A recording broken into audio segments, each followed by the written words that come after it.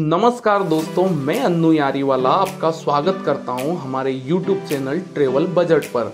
दोस्तों, आज के वीडियो में हम बात करने वाले हैं ग्वालियर के बारे में। दोस्तों, वीडियो में हम सबसे पहले बात करेंगे ग्वालियर के टॉप 10 टूरिस्ट प्लेसेस के बारे में। फिर मैं आपको बताऊंगा कि आप कैसे ग्वालियर पहुंच सकते हैं, साथ ही आपका होटल्स और मील्स का क्या खर्च ग्वालियर में रहेगा, तथा वीडियो के एंड में दोस्तों हम बात करेंगे कि आप कितने दिन में ग्वालियर घूम सकते हैं। साथ ही डे बाय डे की पूरी प्लानिंग, पर पर्सन टोटल बजट की बात भी हम वीडियो के एंड में करेंगे। अगर आप ग्वालियर घूमना चाहते हैं तो वीडियो के एंड तक बने रहिएगा, शायद ये वीडियो आपके लिए हेल्पफुल होगी, इसके बाद आपको दूसरी वीडियो ना देखना पड़े। तो चलिए दोस्तों, शुरू करते हैं ग्वालियर के टॉप 10 टूरिस्ट प्लेसेस से। ग्वालियर शहर अपने खूबसूरत ऐतिहासिक किलों, महलों व मंदिरों के लिए प्रसिद्ध है। ग्वालियर के मंदिरों व महलों में बहुत ही शानदार वास्तुकला दोस्तों आपको देखने को मिलेगी। इसके अलावा यहाँ पहाड़ियाँ व हरे भरे जंगल भी है जिनका आप लुत्फ उठा सकते हैं। ग्वालियर का किला इस शहर की पहचान है। यहाँ भारत के सबसे महत्वपूर्ण ऐतिहासिक किलों में से एक है। तो चलिए बात करते हैं ग्वालियर के टॉप 10 टूरिस्ट प्लेसेस के बारे में। दोस्तों, नंबर 10 पर हम बात करेंगे तानसेन का मकबरा। तानसेन स्मारक, जिसे तानसेन की कब्र भी कहा जाता है या तानसेन का मकबरा भी कहा जाता है, ग्वालियर का एक प्रमुख स्मारक है। तानसेन को उनके गुरु मोहम्मद गौस के साथ यहाँ दफनाया गया था। तानसेन अकबर के दरबार के प्रसिद्ध संगीतकार थे। वे हिंदुस्तानी संगीत के बड़े दिग्गज थे। वे अकबर के दरबार के 9 रत्नों में से एक थे। तानसेन के बारे में पौराणिक कथा यहाँ है कि जब वे मेघ मल्हार राग गाते थे तो बरसात होने लगती थी।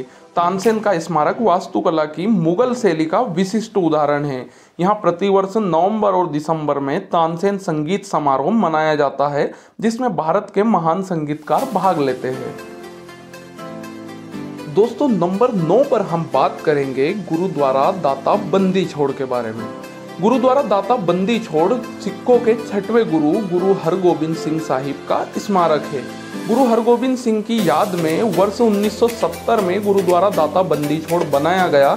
यह गुरुद्वारा सिख धर्म के साथ ही देश भर के अन्य धर्मों के लिए भी महत्वपूर्ण धार्मिक स्थान है। दोस्तों, नंबर 9 पर हम बात करेंगे पदावली और बटेश्वर मंदिर के बारे में। पदावली और बटेश्वर कई प्राचीन मंदिरों के साथ एक शानदार जगह है। यहाँ के अधिकांश मंदिर शिव और विष्णु भगवान को समर्पित है। माना जाता है कि यहाँ 8वीं व 10वीं शताब्दी ईस्वी के आसपास बना था और मुख्य रूप से लाल बलुआ पत्थर का उपयोग करके बनाया गया था। इन मंदिरों में सुंदर जटिल नक्काशी और कामुक नक्काशी दोनों दिखाई देती है, इसलिए ग्वालियर के इस स्थान को मिनी खजुराहो के रूप में भी माना जाता है। ग्वालियर की पिछली संस्कृति को दर्शाता यह स्थान, जो ग्वालियर की सबसे खूबसूरत जगहों में से एक है। नंबर 8 पर है ग्वालियर का सूर्य मंदिर। सूर्य मंदिर या सन टेम्पल भगवान सूर्य का मंदिर है।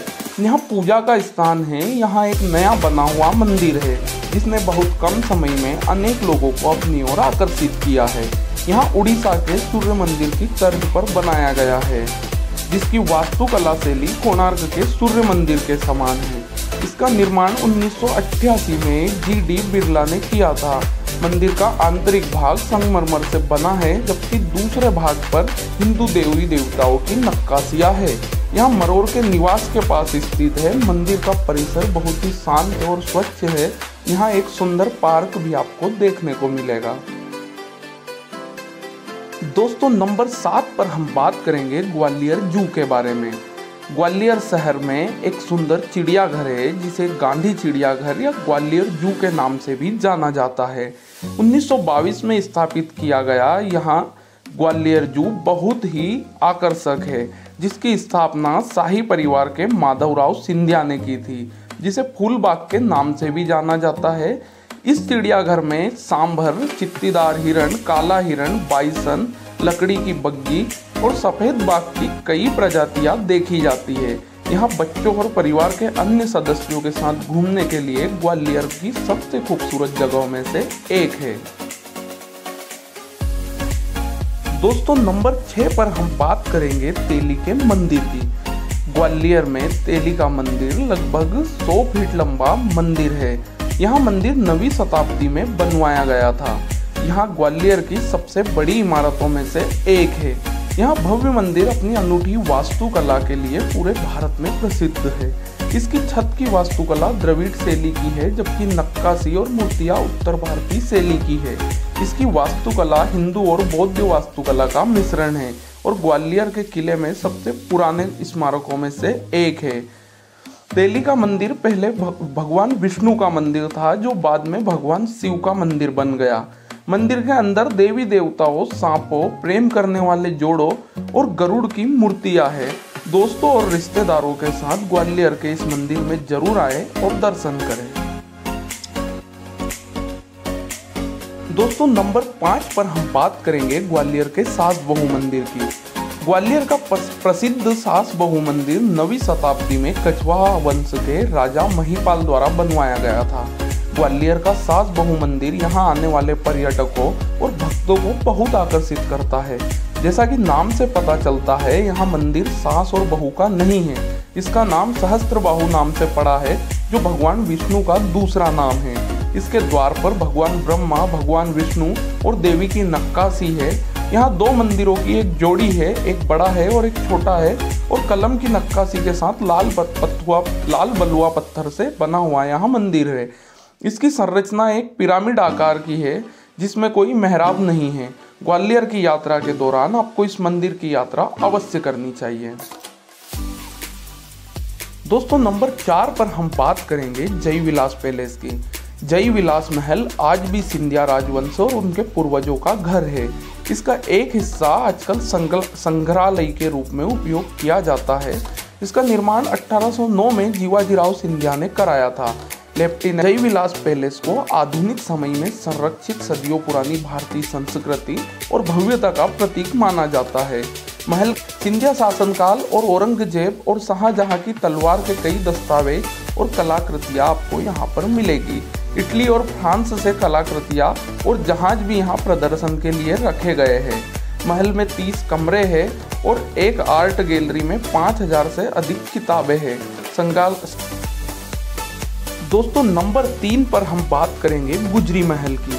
ग्वालियर में स्थित गुजरी महल भारत के प्रसिद्ध पुरातात्विक संग्रहालयों में से एक है। यहाँ इमारत वास्तविक रूप से एक महल थी, जिसका निर्माण राजा मानसिंह ने अपनी पत्नी मृगनयनी के लिए करवाया था, जो एक गुर्जर थी। अतः इस महल का नाम गुजरी महल पड़ा। वर्ष 1922 में पुरातात्विक विभाग द्वारा इसे एक संग्रहालय में बदल दिया गया। इस संग्रहालय में 28 गैलरियां और 9000 कलाकृतियां हैं। यहाँ पहली शताब्दी के समय की कलाकृतियां भी है। इसके अलावा यहाँ मूल्यवान पत्थर, रत्न, टेराकोटा की वस्तुएं, हथियार, मूर्तियां, पेंटिंग्स, शिलालेख, मिट्टी के बर्तन आदि का प्रदर्शन भी किया गया है। यहाँ 15वीं शताब्दी के महान संगीतकार तानसेन के जीवन से संबंधित प्रमाण भी आपको देखने को मिलेंगे। किसी भी भारतीय इतिहासकार या इतिहास प्रेमी को इस संग्रहालय की सैर अवश्य करनी चाहिए। दोस्तों नंबर 2 पर हम बात करेंगे मान मंदिर महल के बारे में। मान मंदिर महल ऐतिहासिक महत्व का स्थान है। इससे कई हृदय स्पर्शी कहानियां भी जुड़ी हुई है। यहाँ हिंदू वास्तुकला के साथ मिश्रित मध्ययुगीन वास्तुकला का भी एक अच्छा उदाहरण है। इस संरचना में 4 मंजिलें हैं, जिसमें से 2 मंजिलें भूमिगत है। इसका आकार गोलाकार है। इसका निर्माण तोमर राजवंश के राजा मानसिंह तोमर ने 15वीं शताब्दी में करवाया था। दोस्तों नंबर 1 पर हम बात करेंगे ग्वालियर के किले की। भारत का शानदार और भव्य स्मारक ग्वालियर का किला ग्वालियर के केंद्र में स्थित है। पहाड़ी की चोटी पर स्थित इस स्थान से घाटी और शहर का सुंदर दृश्य देखा जा सकता है। पहाड़ी की वर्तमान में स्थित ग्वालियर के किले का निर्माण तोमर राजवंश के राजा मानसिंह तोमर ने करवाया था। ग्वालियर किले की वास्तुकला अद्वितीय है, जिस पर चीन की वास्तुकला का प्रभाव देखा जा सकता है। ग्वालियर किले के स्तंभों पर ड्रैगन की नक्काशियां है, जो उस समय के भारत चीन संबंधों का प्रमाण है। यहाँ मध्यकालीन भारतीय वास्तुकला के श्रेष्ठ उदाहरणों में से एक है। ग्वालियर के किले को भारत का गिब्राल्टर भी कहा जाता है। ग्वालियर के किले पर कई राजवंशों ने अनेक वर्षों तक राज्य किया। ग्वालियर का मुख्य आकर्षण का केंद्र है। दोस्तों अभी तक हमने जाना ग्वालियर में घूमने के टॉप 10 टूरिस्ट पैलेस के बारे में। दोस्तों अब हम बात करेंगे कि आप ग्वालियर कैसे पहुंचे। ग्वालियर पहुंचने के लिए आपको फ्लाइट की, ट्रेन की और बस की व्यवस्था देश के हर शहर से मिल जाएगी। तो आप फ्लाइट, ट्रेन और बस के माध्यम से आसानी से ग्वालियर पहुंच सकते हैं।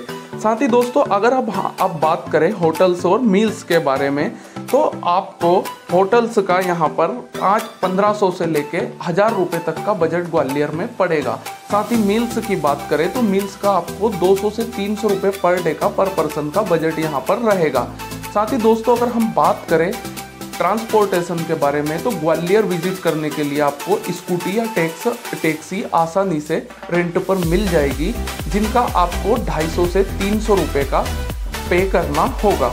साथ ही दोस्तों अगर अब हम बात करें पर पर्सन बजट के बारे में, साथ ही डे बाय डे प्लानिंग के बारे में, तो अगर हम डे बाय डे की प्लानिंग के बारे में बात करते हैं तो आप 3 दिन का ग्वालियर का टूर आपके लिए सफिशिएंट रहेगा।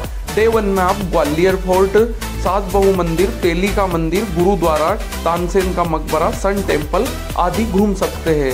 साथ ही दोस्तों डे 2 की मैं बात करूँ तो आप पदावली एंड बटुकेश्वर मंदिर, साथ ही शनिवारा, मितावली आदि आप डे 2 में घूम सकते हैं। डे 3 की बात करें तो आप ग्वालियर जू, जय विलास पैलेस और ग्वालियर के मार्केट्स और मॉल्स के लिए डे 3 रख सकते हैं। तो दोस्तों अगर हम पर पर्सन बजट की बात करें तो होटल्स, मील्स और ट्रांसपोर्ट का आपको 3250 रुपये का पर person total budget Gwalior visit करने के लिए आएगा। तो दोस्तों इस वीडियो में हमने कवर किया है ग्वालियर के टॉप 10 टूरिस्ट पैलेस। आप ग्वालियर कैसे आ सकते हैं, hotels, meals, per day planning, पर पर्सन टोटल बजट के बारे में। तो अगर वीडियो आपको अच्छी लगी तो लाइक जरूर करिएगा। साथ ही आप कब ग्वालियर विजिट कर रहे हैं या आपने ग्वालियर विजिट किया हुआ है तो आपका क्या एक्सपीरियंस रहा है हमें कमेंट करके जरूर बताएं। हमारे चैनल ट्रेवल बजट को सब्सक्राइब करना ना भूलें। धन्यवाद।